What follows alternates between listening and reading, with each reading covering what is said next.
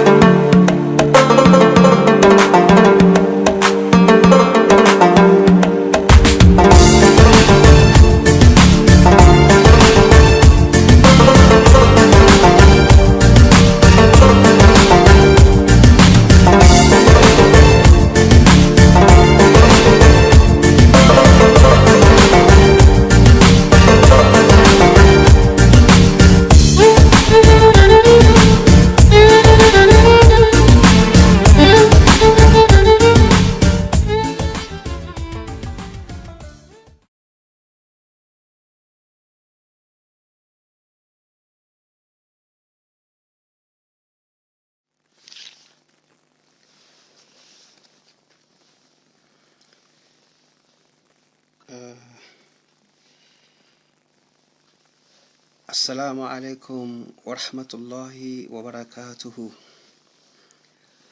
بسم الله المستعان وعليه التكلان، والصلاة والسلام على سيدنا محمد وعلى آله وأصحابه وأزواجه وذريته ومن تبعه إلى يوم الإحسان.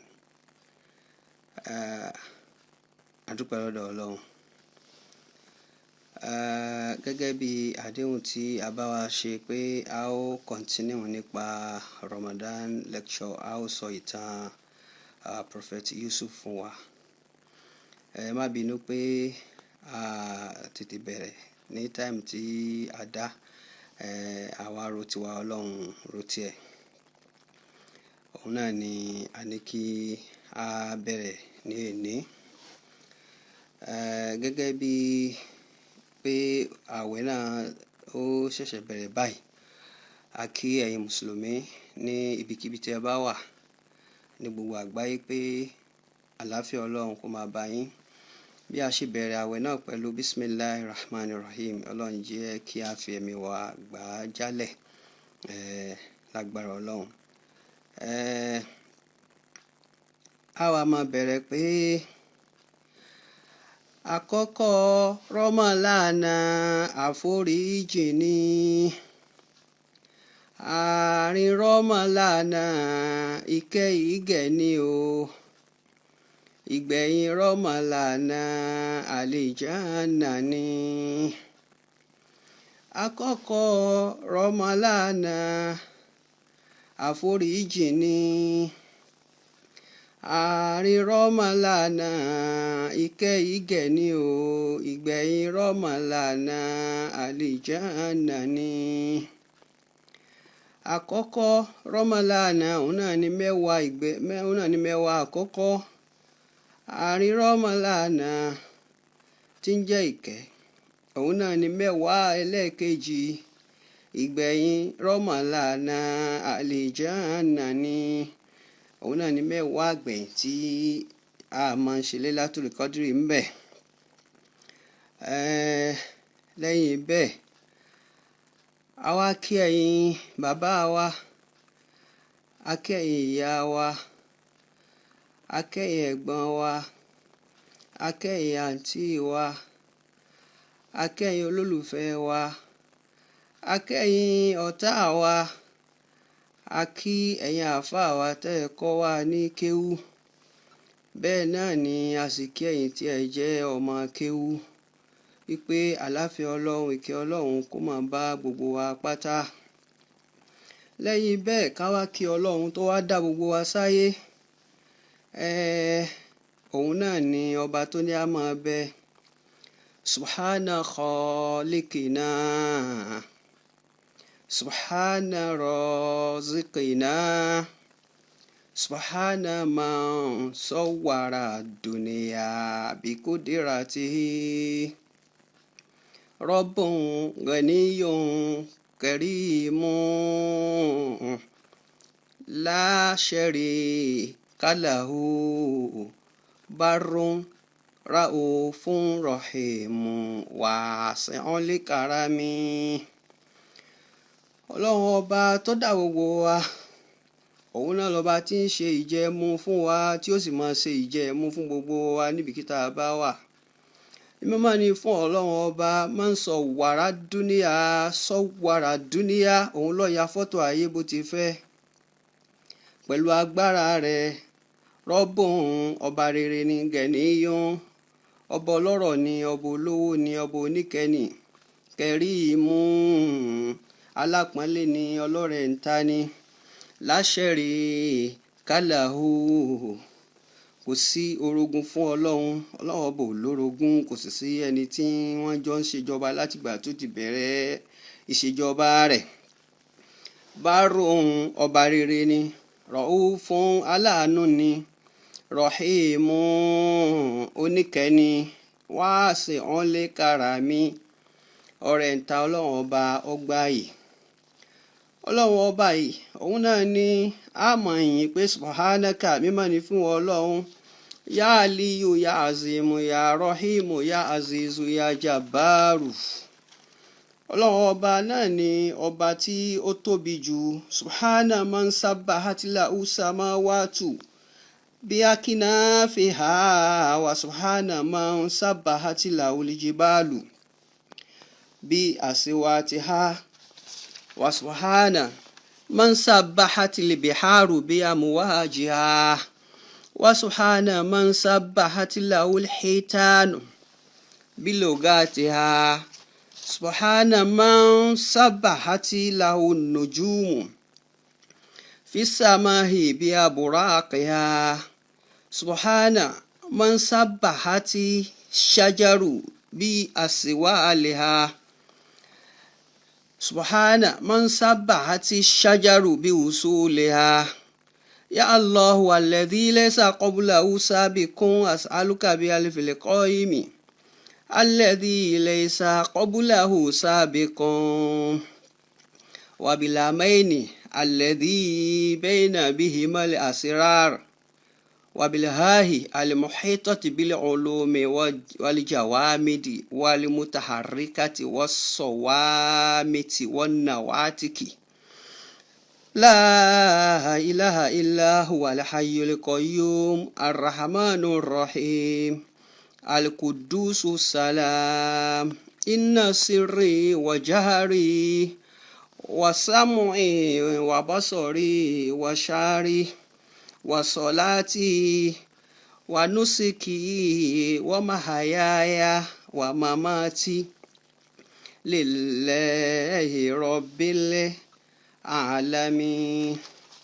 Gbogbo eléyìí àfihàn Ọlọ́run, nítorí àsìkò kò ní jẹ́ kí a lè tú gbogbo ẹ̀ pátápátá, torí pé ọ̀rọ̀ tí a fẹ́ bára wa sọ ó pọ̀ púpọ̀ lénìí.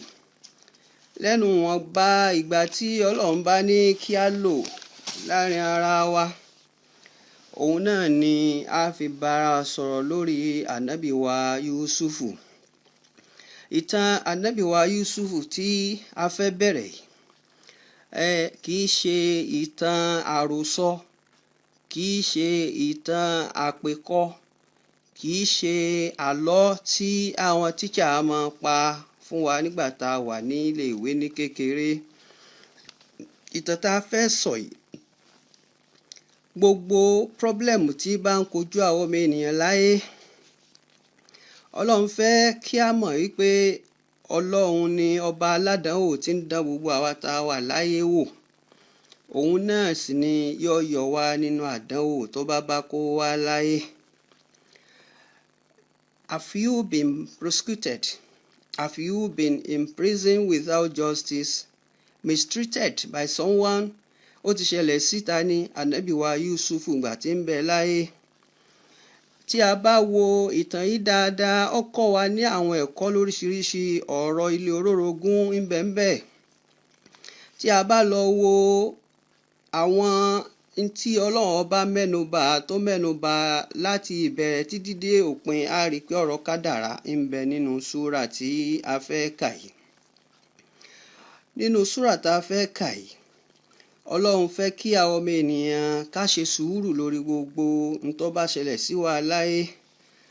Sùúrù òun ni ó máa yanjú gbogbo ọ̀rọ̀ ẹ̀dá láyé.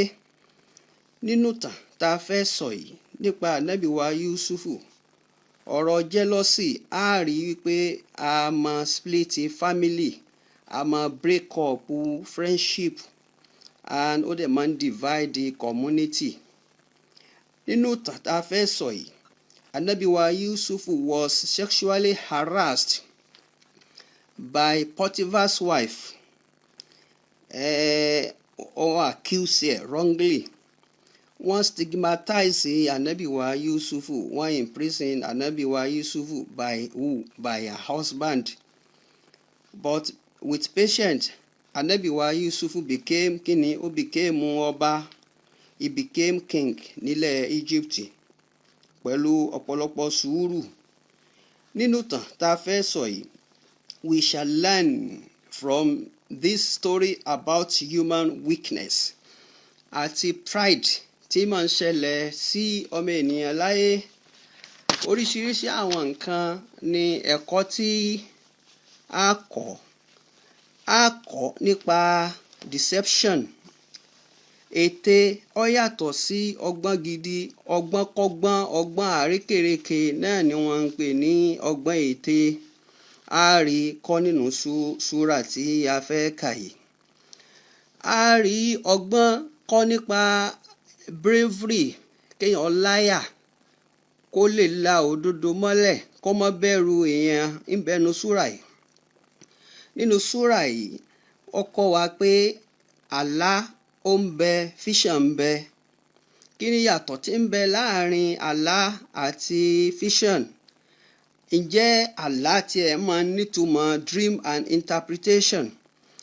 Some people àwọn believe wípé èèyàn kan lè máa lálàá kí àlá rẹ̀ ó máa ṣẹ. Ǹjẹ́ bẹ́ẹ̀ ni àbí bẹ́ẹ̀ kọ́? A rí ọ̀rọ̀ yìí nínú súrà tí a fẹ́ kà yìí.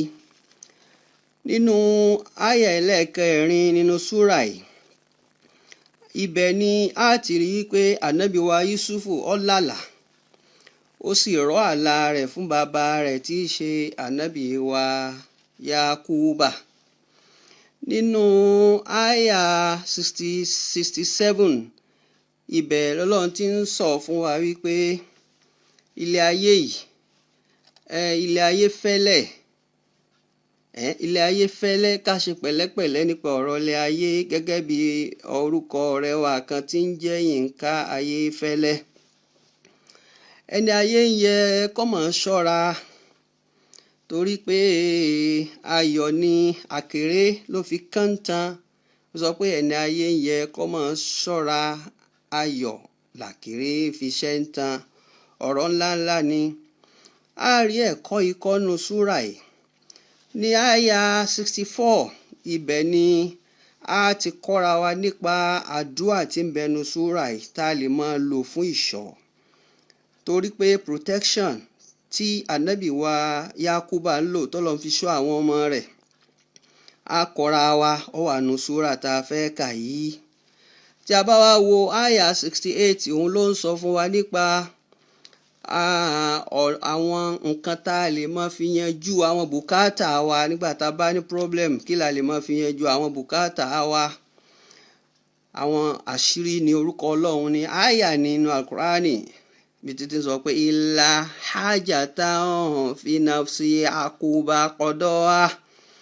Ó ní báwọn àfáà tí lò, á ṣàlàyé rẹ̀ fún wa.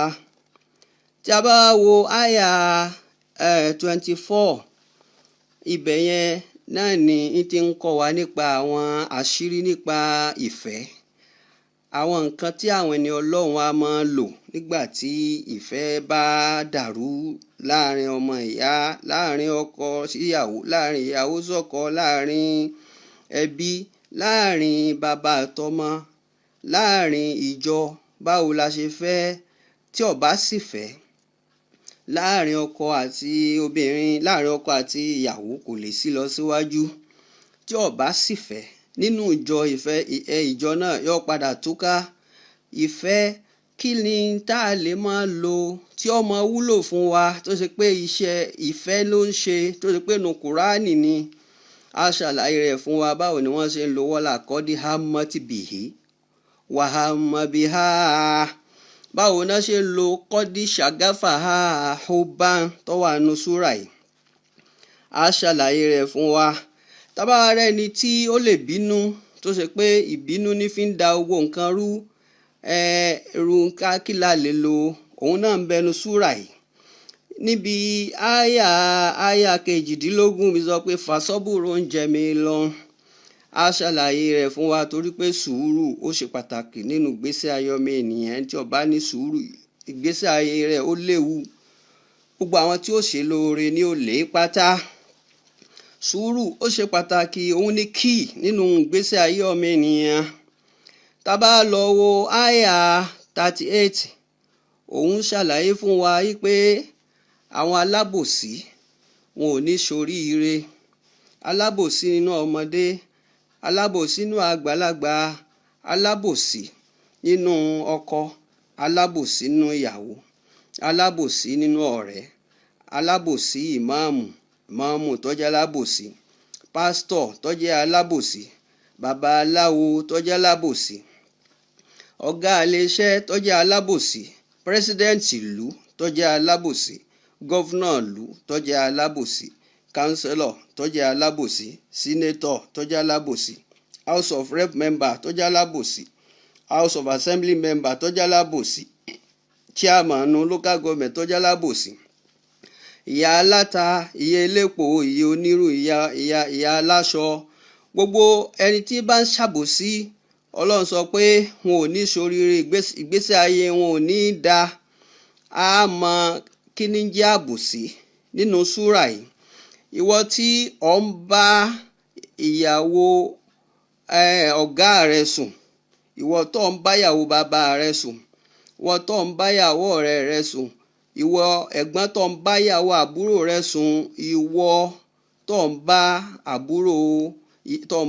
ìyàwó àbúrò rẹ àbí ò ń bá ìyàwó ẹ̀gbọ́n rẹ sùn gbogbo ẹ̀ la ṣàlàyé fún wa nípa pé àbòsí ni kódà ìgbésí ayé rẹ báwo ni ó ti rí nígbẹ̀yìn a ṣàlàyé rẹ̀ fún wa nínú súrà yìí níbi àyà 38 ibẹ̀ ni ànábì wa YUSUF ti ń sọ ìtàn nípa àwọn baba ńlá baba rẹ̀ ó ń sọ ìtàn nípa ìdílé tó ti jáde ó ń sọ ìtàn yẹn fún àwọn ẹlẹ́wọ̀n nígbà tó wà lẹ́wọ̀n kí ló gbé dẹ́wọ̀n ta ló jù sínú ẹ̀wọ̀n kí ni tó ṣe á ṣàlàyé rẹ̀ fún wa tá bá wá wo àyà 43 ibẹ̀ ni ọba gangan ti lálàá kí ni àlá tó lá ta ló tú àlá tí ọba lá á ṣàlàyé rẹ̀ fún wa àyà 41 ibẹ̀ ni àwọn ẹlẹ́wọ̀n méjì kan àwọn náà tún lálàá ǹjẹ́ lóòótọ́ wọ́n lálàá ni àbí wọ́n fọ́ọ̀mù àlá yẹn fúnra wọn ìgbà tí wọ́n sọ àlá fún Yusufu kí ni tó ṣẹlẹ̀ sí àwọn méjèèjì kí lorúkọ àwọn méjèèjì a ó ṣàlàyé rẹ̀ fún wa láyà 47 títí di 49 ibẹ̀ ni ló ti dárúkọ ipe babalábàbá òun Ibrahim ni ìyẹn ni pé kò sí bá ṣe fẹ́ sọ̀tàn ànábì wa Yusufu tá à ní dákọ̀ Abraham kò sí bá ṣe fẹ́ sọ̀tàn Joseph tá à ní dákọ̀ Jacob Yakubu tó ń pè ní Jacob kò sí bá ṣe ní dárúkọ rẹ̀ sí kò sí bá ṣe fẹ́ sọ̀tàn Jósẹ́fù tá a ní sọ̀tàn Isaac tí à ń pè ní Isiaka kò sí bá a ṣe ní sọ ọ́ tẹ́ fi wá mọ̀ wípé Prophet Muhammad àti Jésù àti Mósè àti Jésù àti Mósè àti Prophet Muhammad àti Yusufu fámìlì kan náà ní gbogbo wọn ìdílé kan náà ni wọ́n ti jáde níbo náà ti pàdé báwo náà sì jọmọ bàbá kí ló wáá dé tí ẹ̀yin ẹlẹ́sìn tẹ́ ń para yín tẹ́ ń jà eléyìí kírísítẹ́nì ni mi ò fẹ́ bá a ṣe eléyìí mùsùlùmí ni mi ò fẹ́ bá a ṣe eléyìí júù ni mi ò fẹ́ bá a ṣe gbogbo ẹ̀ la ṣàlàyé rẹ̀ fún wa tẹ́ fi mọ̀ yí pé ẹ̀sìn mẹ́tẹ̀ẹ̀ta látọ̀dọ̀ Abraham ló ti wá tó jẹ́ baba ńlá gbogbo wọn nínú súrà yìí ìyẹn Quran 12 òun ni Joseph chapter nínú Al-Qur'ani. Ọlọ́run dẹ̀ sọ̀rọ̀ Joseph dáadáa nínú bíbélì, gbogbo ẹ̀ láti yẹ̀ wò fínífíní tá a fi kọ́ra wa lẹ́kọ̀ọ́. Ìtàn yìí kìí ṣe fún àwa mùsùlùmí nìkan, àwa kírísítẹ́nì gan á ṣe ọ̀pọ̀lọpọ̀ àǹfààní nínú ẹ̀. Tí a bá lọ wo nínú súrà yìí, ibì kan bẹ tí àwọn obìnrin ìlú tí ó fi di pé wọ́n ń fi ìyàwó ọba wọ́n fi ń ṣe yẹ̀yẹ́ nítorí pé ó nífẹ̀ẹ́ Jósẹ́fù, ìyẹn ìyàwó Pọ́tífà. Nínú àyà 30 ni àwọn obìnrin tí ń fi ìyàwó Pọ́tífà ṣe yẹ̀yẹ́. Wọ́n ń dá orin wípé ìmúra àtúlẹ̀ àzízi tùrọ̀wìdù fàtáhà. Ìmúra àtúlẹ̀ àzízi tùrọ̀wìdù fàtáhà. Kì í ṣe èdè Árábíkì ni wọ́n fi wí torí wọ́n èé sọmọ Lárúbáwá. Èdè Hebrew ni wọ́n fi wí níjọ́ náà torí tàn yìí ti ṣẹlẹ̀ tipẹ́tipẹ́, kì í ṣojú ànábì ló fi wáyé, ṣùgbọ́n Ọlọ́run ń fẹ́ pa á fún ànábì, ń sọ ìtàn yìí fún un lédè Lárúbáwá torí Muhammad ò gbọ́ Hebrew, Prophet Muhammad ò gbọ́ Haúsá, kò gbọ́ Yorùbá, kò gbọ́ Igbo, kò gbọ́ English, kò gbọ́ Spanish. Inú àwọn èdè tí Ọlọ́run rí i pé abínibí rẹ̀ òun náà ní Arabic, òun ló jẹ́ kí wọ́n kọ Al-Qur'ani kalẹ̀ fún wa ní èdè Lárúbáwá torí pé Muhammad ò ní èdè míì tí ó gbọ́ ju Arabic lọ. Tá bá wá wo aya 76, ibẹ̀ yẹn ló ti ń sọ fún wa pé ìwọ tó ń pera rẹ ló ní mímọ̀, ìwọ tó ń ṣe fáàrí bí ẹni pé kò sírù rẹ láyé, ìwọ tó ń ṣe ìyẹn gan pé gbogbo nǹkan pátá ló ti mọ̀, ọmọ wọn ara rẹ tó bá mọ̀ wọn ara rẹ ó mọ̀ pé ibi tí ìmọ̀ rẹ tó dé ibi tó pin sí ibẹ̀ lẹ́nìkan ti gbé. Bàbá kan fi sọ pé wà kò lè mọ yádà ń filé ìlìmí máa rí fata àròfta ṣe àwọn wàgà àbàtì àǹkà àṣeyáhu. Wàgà àbàtì àǹkà àṣeyáhu, ọ̀pọ̀lọpọ̀ nǹkan ló mọ̀. Bá ń sọ fẹ́ni tí ń pàpè mọ́ra pé gbogbo nǹkan lòun ti mọ̀, àròfta ṣe nǹkan ọ̀kan ló mọ̀, ọ̀pọ̀lọpọ̀ nǹkan ló kù nílẹ̀ tí ó mọ̀. Nínú súrà yìí tá a bá tún lọ wo àyà 90, ibẹ̀ yẹn ni wákà àfáà mi dáadáa kọ́lọ́mbà ń kẹ́ wọn lálìkìyàmà, bàbá mi Sheikh Adam Abdullahi lórí, bàbá wa Mudirul Markaz tó ń bẹ́ẹ̀ lẹ́nì, ẹni Ọlọ́run onímímọ̀ làwọn náà, ògo ilé agbógunmọ́tìdì. Bàbá wa Sheikh Habib Abdullahi lórí, ọlọ́mọpàá wọn fún wa báyìí, kọ́sàlékún ìmọ̀ fún wọn. Nínú wákà bàbá wọn tó jẹ́ àfáà wa Sheikh Adam Abdullahi lórí, tó sọ pé kágbà fún Ọlọ́run nísinmi, kágbà fún Ọlọ́run nísinmi, kádàrá kò ṣe kọ̀la ìgbà. Kágbà fún Ọlọ́run nísinmi, àìgbà fún Ọlọ́run ìyọnu ni o. Àìgbà fún Ọlọ́run ìyọnu ni, kádàrá kò ṣe kọ̀la ìgbà. Nítorí pé wọ́n ti rí ògo Yusufu, wọn wá fẹ́ kí ògo náà kó jáde. Gbogbo àwọn ológo tá jẹ́ ológo nídìílé wa, Ọlọ́run ò ní jẹ́ wọ́n pa ògo wa mọ́ wa lára láéláé. Àwọn ológo ojú wọn ò rí tó, wọn ò rí ìnira, wọn ò rí oríṣiríṣi láìfí, wọn ò rí oríṣiríṣi àgbélébù ni àwọn ẹrù tí ọ̀dà tí wọ́n dì sínú ẹrù ológo, àfi kó rọ́jú kó gbé, tí ó bá gbé kò ní débi tí ń lọ láyé. Tí wọ́n bá ṣe jàǹbá tí wọ́n ṣe fún Yusufu kò lè débi tóun náà dé, wọ́n ràn lọ́wọ́ ni. Níbo wá ni a fi mọ̀ yí pé àlátọ́lá ó padà ṣẹ? Nínú àyà 90, ibẹ̀ yẹn láti rí wípé àti bẹ̀rẹ̀ lọ́lọ́run ti ń sọ wẹ́rẹ́wẹ́rẹ́ nígbà tó wá dé àyà 100 ló wá ń sọ fún wa yí pé ànábì wa Yusufu yìí, gbogbo yín ẹ ṣe kábíyèsí fún àti Raubilu ìyẹn Ruben àti Simon àti Levi àti Juda, gbogbo wọn àti àṣírù gbogbo wọn ni wọ́n padà wá ṣe kábíyèsí ní túláàsì fún àbúrò wọn tó jẹ́ ọmọ kọkànlá Jákọ́bù ní Jósẹ́fù. Tá bá wo súrà yìí gbogbo ẹ̀ àyà àwọn verses tí ń bẹ 111 ní gbogbo ẹ̀ pátá, and Yusuf náà wá jẹ́ nọ́mbà 11 nínú àwọn ọmọ bàbá rẹ̀. Ìyàwó mélòó náà ni Jákọ́bù ní bàbá rẹ̀ á ṣàlàyé rẹ̀ fún wa. Níbo ni àwọn ọmọ náà ti ń jáde, ìyàwó ló bí wọn lẹ́yọ kọ̀ọ̀kan, gbogbo ẹ̀ lá ṣàlàyé rẹ̀ fún wa. Tí a bá wá wo àyà 111 ìyẹn tó parí súrà tá a fẹ́ kà yìí, ìyẹn ló ń sọ fún wa yìí pé àlá tí Yusufu lá níbi bẹ̀rẹ̀ àyà yìí ó padà wá sí ìmúṣẹ pẹ̀lú àṣẹ Ọlọ́run wá ń sọ fún Prophet Muhammad pé sórí ìtàn tá a sọ fún ọ yìí kì í ṣe ìtàn tí a fọ́ọ̀mù rárá, ó ṣẹlẹ̀ ní ìwọ sí ń bẹ̀ níjọ́ tí ń ṣẹlẹ̀ lọ́hùn.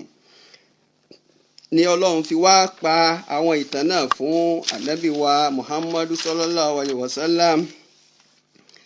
Síwájú ká tó bọ́ sínú àyà yìí kó tó di pa á máa kà á, gbogbo chapter kọ̀ọ̀kan tí ń bẹ ní Al-Qur'ani ló ní sábàbù nuzul, circumstances of revelation.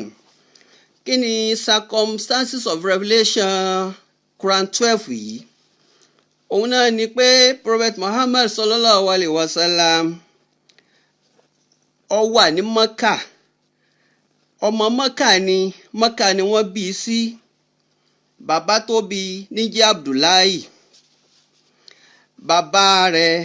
bàbá tó bí Abdullahi gangan ní jẹ́ Abdulmutalibi, ìyẹn bí ọmọ 10. Abdullahi ni ọmọ gbẹ̀yìn nínú àwọn ọmọ rẹ̀.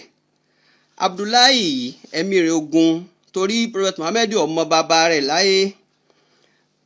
Abdullahi ó kú nígbà tí Prophet Muhammad jẹ́ ọmọ oṣù 2 ní oyún ìyá rẹ̀ Amina, náà ni bàbá rẹ̀ ti jáde láyé.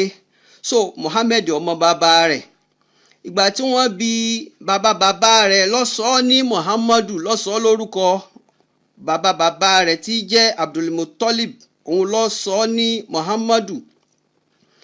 Nígbà tí ó wá bẹ̀rẹ̀ sí tọ́jú ẹ̀, wọ́n kọ́kọ́ gbé fún arábìnrin kan tí ń jẹ́ Halima yẹn ń gbé àdúgbò kan tí wọ́n ń pè ní Saadia, ló jẹ́ kó máa pe arábìnrin yẹn ní Halimatu Saadia torí àdúgbò Saadia ní ń gbé. Ó wá jẹ́ àlẹ́nu fún wa pé ìwọ tí wọ́n bí ní Èkìtì tó ń jẹ́ Halima kò yẹ kó fi Saadia kún torí èé ṣe ara Saadia. Ìwọ Halima tí wọ́n bí nílọrin kò yẹ kó fi Saadia kún torí pé tọ̀hún yẹn àdúgbò tí wọ́n ti bí ní jẹ́ Saadia, òun sì ń jẹ́ Halima. Arábìnrin yìí òun ló tọ́jú Prophet Muhammad fún ọdún 4 nílé wọn. tó bá ti bí ọmọ wọn ní arábìnrin yìí ni máa ń tọ́jú àwọn ọmọ wọn. Wọ́n ṣẹ̀ṣẹ̀ wá dá padà fún ìyá rẹ̀ kó wá fún un lọ́yàn. Ìyá rẹ̀ tọ́jú ẹ̀ fún ọdún 2, ìyá rẹ̀ náà bá tún jáde láyé. So Prophet Muhammad became orphan. So torí kò mọ bàbá rẹ̀ kò tẹ̀ rí bàbá rẹ̀ rí, kò sì gbájúmọ̀ ìyá rẹ̀, ó wá dọmọ òrukàn. Bàbá rẹ̀ ló wá bẹ̀rẹ̀ sí tọ́jú rẹ̀, ìyẹn náà tọ́jú ẹ̀ fọ́dún 2, ìyẹn náà tó jáde láyé. Ànábì wa ń wà ní ọmọ ọdún 8 náà ni Abdulmutalibi náà tún jáde láyé, ló fi wá bọ́ sọ́dọ̀ Abutalibi. Òun jẹ́ bí ọ́nkù fún un torí pé lára àwọn ọmọ bàbá rẹ̀ ní Abutalibi. Ọ̀dọ̀ Abutalibi ló wà, ìyẹn ló wá tọ́jú ẹ̀ tó fi wá di ọmọ ọdún 25 25 years kó tó di pé ó tún lọ sọmọ ọ̀dọ̀ lọ́dọ̀ Khadija. Iṣẹ́ ọmọ ọ̀dọ̀ ló bá dọ́dọ̀ yẹn kó tó wá di pé wọ́n fẹ́ra wọn. Ó tún fẹ́ adélébọ̀. Khadija was 40 years old while Muhammad was 25 years old ní jọ́nà lọ. Àwọn fẹ́ra wọn. Kẹ́ wo àdánwò títí ń bọ̀ fún Prophet Muhammad. Ìgbà tó tún wá di 40 years tó wá bẹ̀rẹ̀ sí jíṣẹ́ Ọlọ́run, wọ́n àwọn ará Mọ́kà fara ní ìnira yìí pọ̀.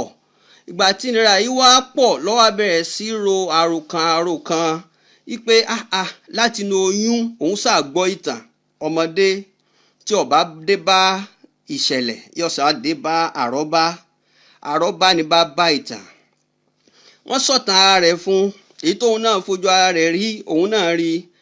Ó wá bẹ̀rẹ̀ sí ronú wípé wọ Ọlọ́run ilé ayé wo lòun wá wáyìí. Ṣé wèé wálé ayé náà ni kò lọ́mọ ìyá kò lẹ́gbọ̀n kò lábúrò òun nìkan náà ni ìyá rẹ̀ bí. Àwọn tó fi sọmọ ìyá náà ni àwọn tí wọ́n di mùsùlùmí tí wọ́n ń tẹ̀lé ká Abubakar àti gbogbo àwọn ọ̀rẹ́ rẹ̀. Ìgbà tí ìrònú yẹn wá pọ̀ Ọlọ́run wá kọ́kọ́ fi súrátù Hud Ọlọ́run kọ́kọ́ fi ránṣẹ́ sí i láti lè bá àpẹ̀tù sí i nínú. Òun náà ni Quran 12. Ọlọ́run sọ̀rọ̀ Hud fún ó sọ gbogbo ònira tí gbogbo àwọn èèyàn kan tí wọ́n ti rí kó tó dáyé bóyá inú rẹ̀ lè rọ̀.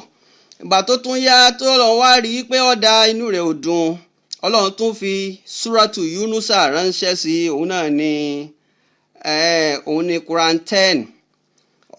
Ọlọ́run tún rí pé ànábì ń ronú Ọlọ́run tún fi súrátù Ibrahim ránṣẹ́ òun náà ni Quran 14. Tẹ́ bá wá wo Quran 10 àti Quran 11 tí í ṣe Hudu tẹ̀sí wo súrátù Ibrahim Quran 14 rí wípé nǹkan kan náà ni Ọlọ́run fi ń bẹ̀rẹ̀ àwọn súrà yìí. Kí ló fi ń bẹ̀rẹ̀? Alif Lam Ra òun ló fi bẹ̀rẹ̀ Yunusa. Alif Lam Ra ló fi bẹ̀rẹ̀ Hudu. Alif Lam Ra ló fi bẹ̀rẹ̀ Ibrahima. Súrà tá tún wá fẹ́ kà yìí náà súràtù Yusuf Quran 12. Alif Lam Ra lọ́lọ́run fi bẹ̀rẹ̀.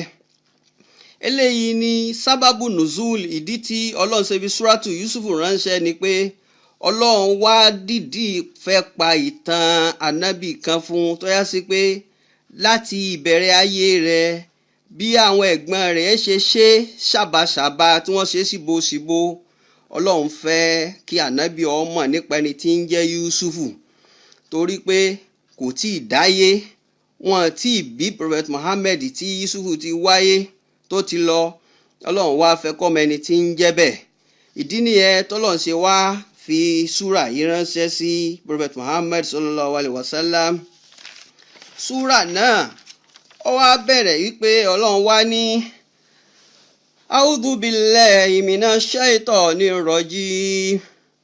Bismillahir rahmanir rahim wa bihi nasta'in.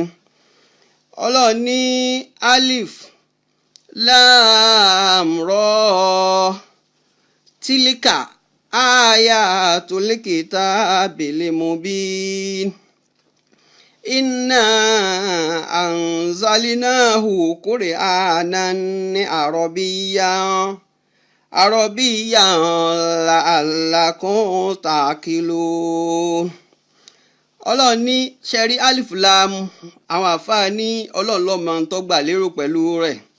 Ìdí tí wọ́n ṣe máa ń sọ bẹ́ẹ̀ ni wípé kò nítumọ̀ nínú èdè Lárúbáwá nípa bí àwọn Lárúbáwá ṣe tò èdè wọn kò ṣeé tú torí pé kò wọnú fìlì kò wọnú ìsìmì.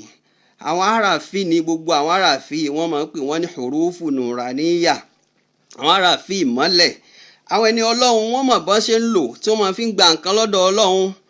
Gbogbo súrà tí ó bá wá bẹ̀rẹ̀ pẹ̀lú àwọn letters tí ò nítumọ̀ yìí ìtàn tọ́lọ́run máa ń sọ lẹ́yìn rẹ̀ àwọn ìtàn tó díjú tó lọ́jú ni tí ó yẹ kí ọmọ ènìyàn kó ronú sí kó ṣe làákàyè lórí ẹ̀.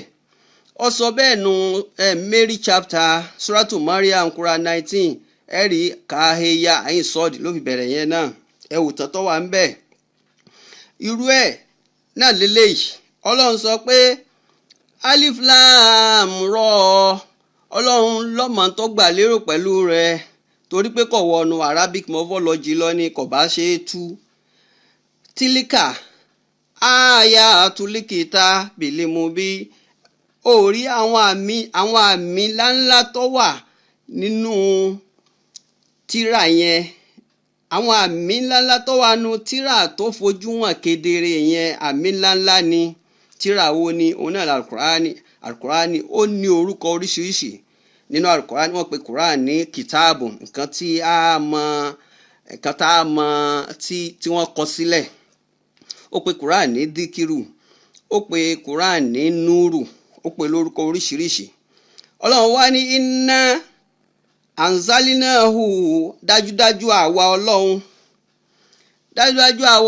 kí ló dé tọ́lọ́run lo àwa èèyàn mélòó ni ọlọ́run pọ̀ ni tí fi sọ pé dájúdájú àwa kò sọ pé ìní dájúdájú èmi ó ní inna torí pé tá bá wo inna yẹn á rí wípé inna dájúdájú àti ná ohun bẹ́ẹ̀ wọ́n wá kí lẹ́tà kan bọnu lẹ́tà kan ló fi wá di inna dájúdájú àwa a rí wípé ọlọ́run a máa lo inna a sì máa lo ana ibì kan bẹ títí ń bá ànábì wa Musa sọ̀rọ̀ tí ń sọ fún wípé ó ní inna ní anallahu dájúdájú èmi ni ọlọ́run anallahu la ilaha illa ana fàbúdní wà kí mi sọ̀la ta lídìkiri so lídìkiri kọ́ ọmọ fínra tèmi ọlọ́run so ibẹ̀ ó lo ana pé mi ni ọlọ́run níbí ó wá lo inna dájúdájú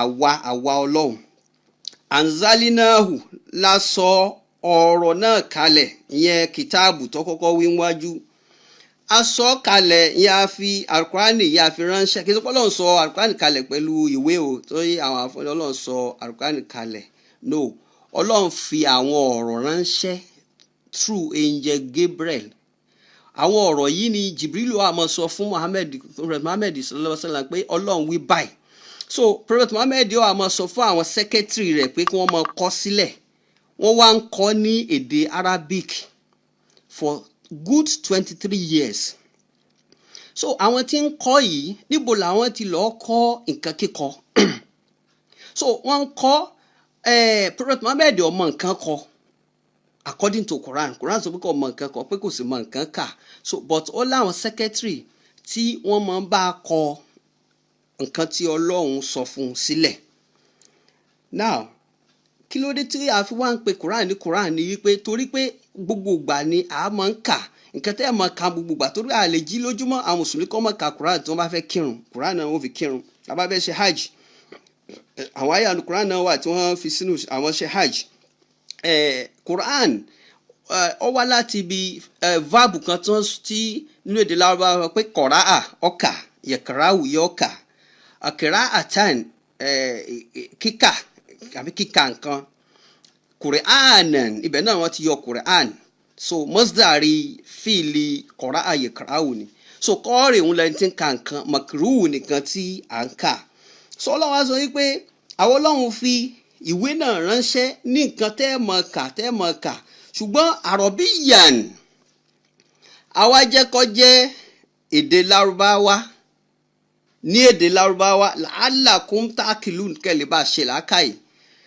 so now níbi láti rí pé Al-Qur'ani àwọn ọ̀rọ̀ tí Ọlọ́run fi ránṣẹ́ sí Prophet Muhammad ó fi ránṣẹ́ sí pẹ̀lú kíni pẹ̀lú Arabic language so ìdí ni tó fi já sí pé àwọn mùsùlùmí bá fẹ́ kírun Arabic ni tó bá fẹ́ ṣe kéwú ni wọ́n máa ké so torí pé ẹni tó mú ẹ̀sìn ti wá ẹ̀sìn Islam àwọn mùsùlùmí so wọ́n lè ṣe kí kò sí bọ́n ṣe fẹ́ sọ̀rọ̀ Islam tí wọ́n máa yọ èdè Lárúbáwá kúrò ń bẹ̀ torí Islam wá pẹ̀lú èdè Arabic ni ẹ rí i pé the first Bible was written in Hebrew language that is so because Jesus òun náà gbọ́ Lárúbáwá so èdè Hebrew nítorí pé ọmọ Jew ni so Hebrew ni Jésù sọ ló jẹ́ kí wọ́n kọ Bíbélì kalẹ̀ ní èdè Hebrew tẹ́ bá rí original Bible ẹ rí àwọn tí wọ́n ń sọ èdè Hebrew náà ṣì wà láyé nísìn so Al-Qur'ani wọ́n kọ kalẹ̀ ní èdè Lárúbáwá so a ní láti wá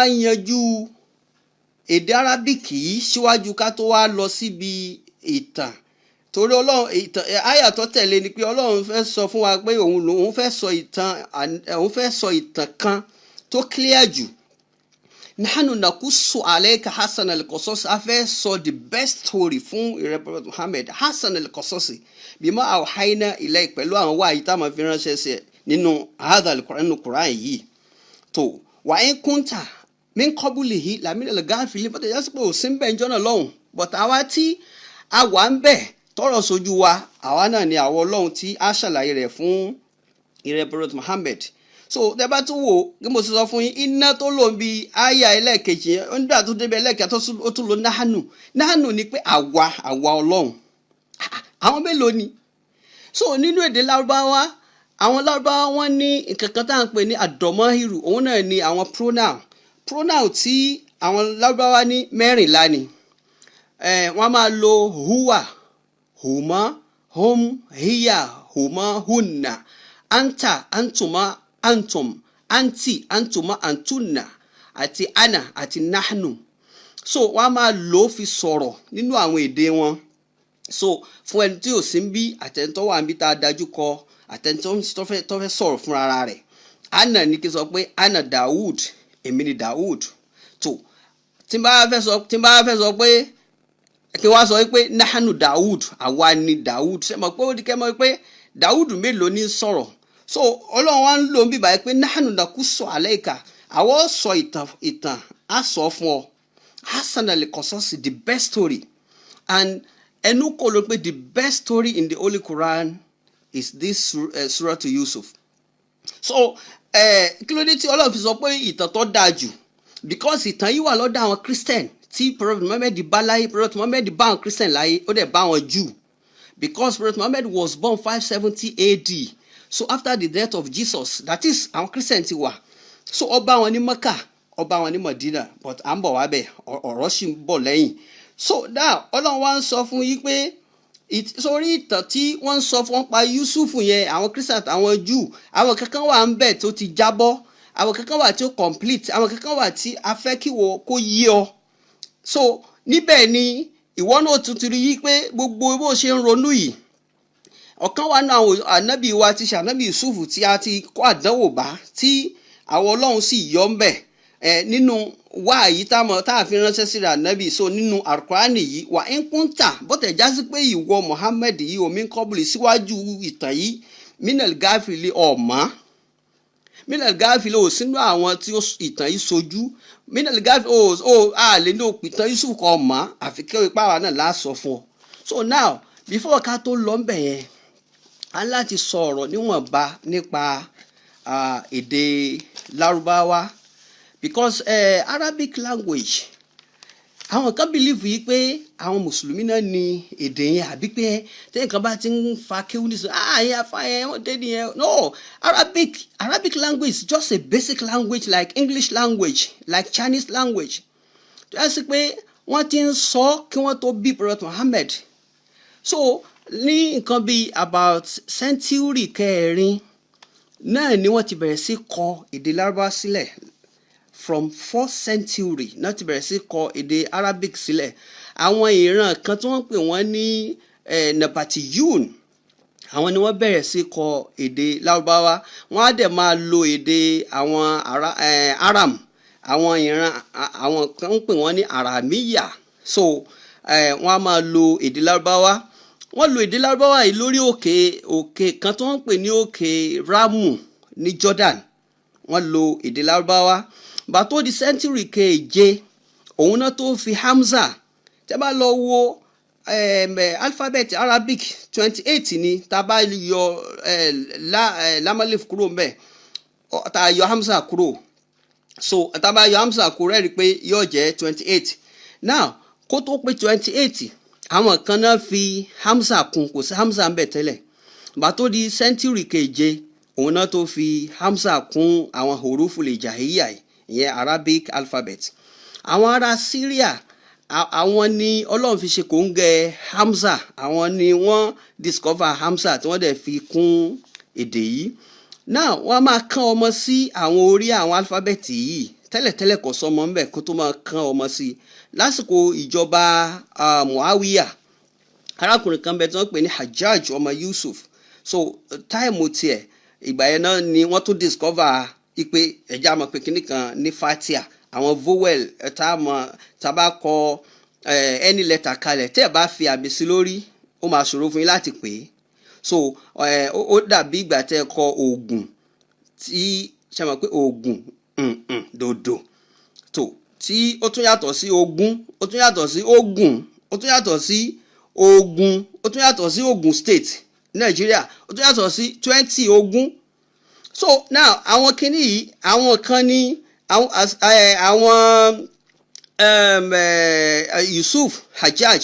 So Hajjaj ọmọ Yusuf àwọn náà ṣèkéde yí pé a máa wọ àwọn alphabet yìí o, omi ọmọ gba fatia tí ọmọ lámì òkè, omi ọmọ ní kẹsìrọ àmì ìsàlẹ̀, omi ọmọ ní dómọ ìyẹn àmì àárín. So a sì máa fi àwọn tẹ̀níwínù sí àwọn kankan. Tẹ̀níwínù ni bí yọmọ jẹ́ fatia 10 kẹsìrọ 10 dómọ 10. Tàbá ní rọ́jù lọ́n ọkùnrin kan tá a mọ̀ rí nítumọ̀ ẹ̀, àbí ọkùnrin kan tó yá sí pé ọ̀rọ̀ rẹ̀ yé wa tó bá ti di àrọ́jùlù the boy nìyẹn or the man. Tó bá wá ní rọ́jù lọ́n man ni kò sí ní dì nínú, but tí alifọlá bá ti wà ń bẹ alifọlá máa ti tẹ̀níwínù ọgbọ́dọ̀ pàdé o káwọn ọlọ́pàá náà kan máa mú yín. So now fatia 10 kẹsìrọ 10 dómọ 10. So àsìkò àwọn Yusuf àwọn Hajjaj ọmọ Yusuf àwọn náà discover ìyẹn náà. Kẹ́ wo ìgbà tí wọ́n ti ṣiṣẹ́ lórí èdè Lárúbáwá bọ̀, wọ́n fi fáwẹ̀lì yìí wọ́n máa ń fi sórí ẹ̀ kéékèèké ní nǹkan bí about 786. So ìgbà yẹn ni wọ́n bẹ̀rẹ̀ sí ṣe gbogbo kinní yìí.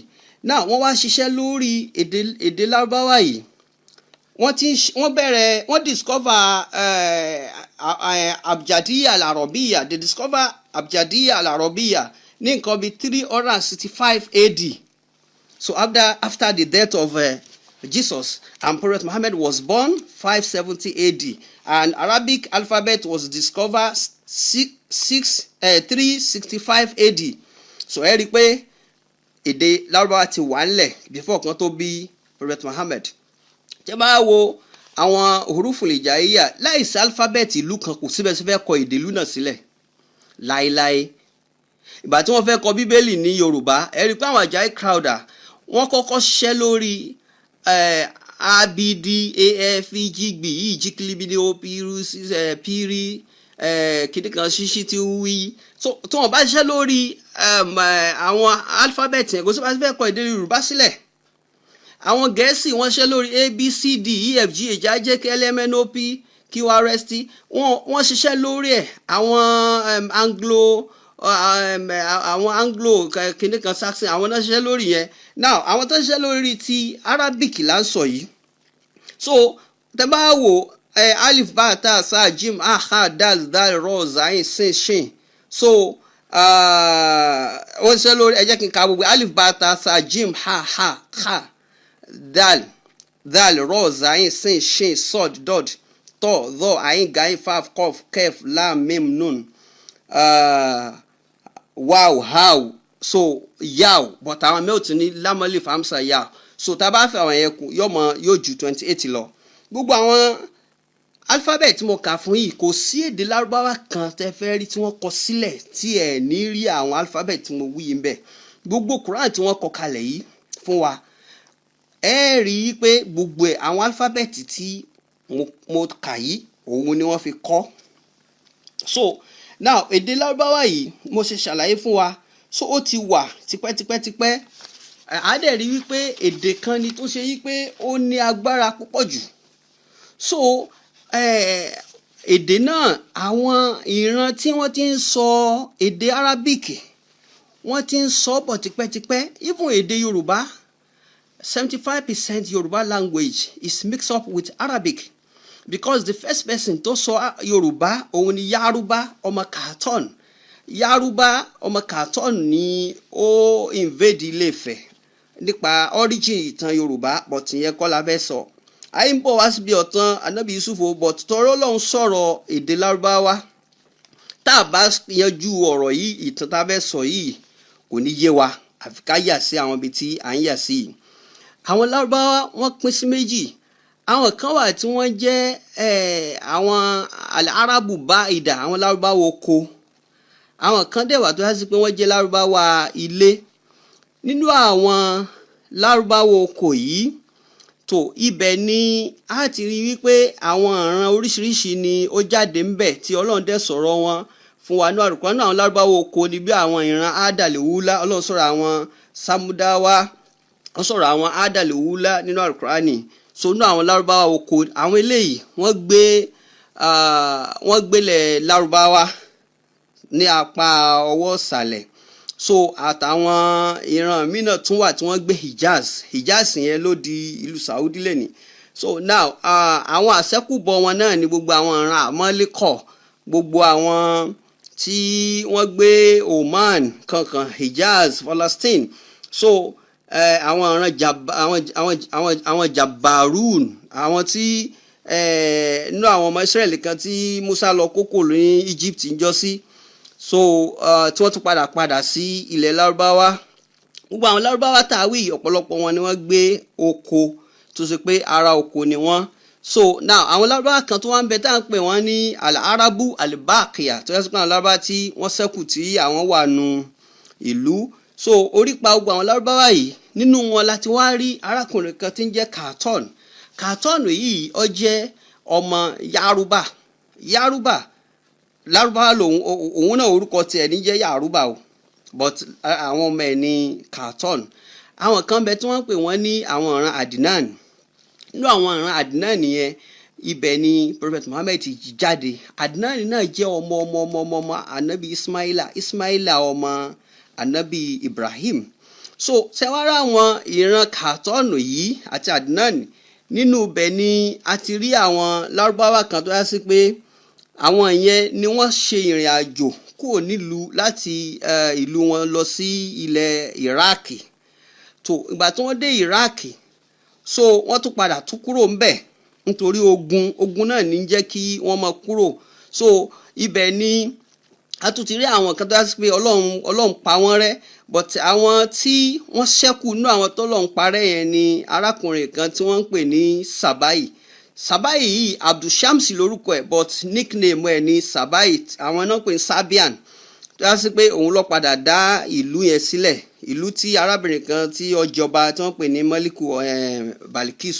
tó ṣe wá rí àwọn tá a wí ọ̀pọ̀lọpọ̀ wọn náà ni wọ́n jọba, ni wọ́n ogun nílé wọn káàkiri. Nínú wọn láti rí àwọn kan náà tí wọ́n ń jẹ́ Jùrìhùmù. Àwọn Jùrìhùmù yìí àwọn ni wọ́n ń gbé ẹ̀gbẹ́ ibi tí Hajara tó padà bí Ismaila, ẹ̀gbẹ́ ibẹ̀ ni wọ́n ń gbé nígbà tí Hajara lóyún tán. Ṣe rántí pé ìyàwó Abrahamu ni Hagar. Ìgbà tí ó lóyún, Sarata padà fara ní Ibrahim pé ó láti gbé Ibrahim kúrò nílé, tí ó bá gbé jáde wọ́n pa á nítorí pé ó lóyún. So ẹ rí i pé Ibrahim padà gbé Hajara kúrò ní Iraq, torí Iraq ni Babylon àbí Kanianu bọ́ sí. So ó gbé lọ sí ilẹ̀ Hijaz. So ilẹ̀ Mecca ní Hijaz ni Hajara bí Ismaila sí. Àwọn ìran tó bá ń bẹ̀ tó àwọn náà jẹ́ lárúbáwá, wọ́n ń pè wọ́n ní àwọn ìran Jùrìhùmù. Àwọn ìran Jùrìhùmù yìí àwọn náà padà kọ́ anabi Ismaila ní èdè lárúbáwá Arabic, torí kì í sọmọ lárúbáwá, ọmọ Hebrew ní èdè Hebrew ní sọ, ìyá rẹ̀ ní lárúbáwá tọ́jú ọmọ Egypt. But látara àwọn tó bá ń bẹ àti lárúbáwá tí ń gbọ́ lọ́dọ̀ ìyá rẹ̀, ó jẹ́ kí anabi Ismaila kó máa sọ Arabic. Anabi Ismaila yẹn sí Abdullahi tó bí anabi Muhammad, bàbá 27 ló wà láàrin wọn.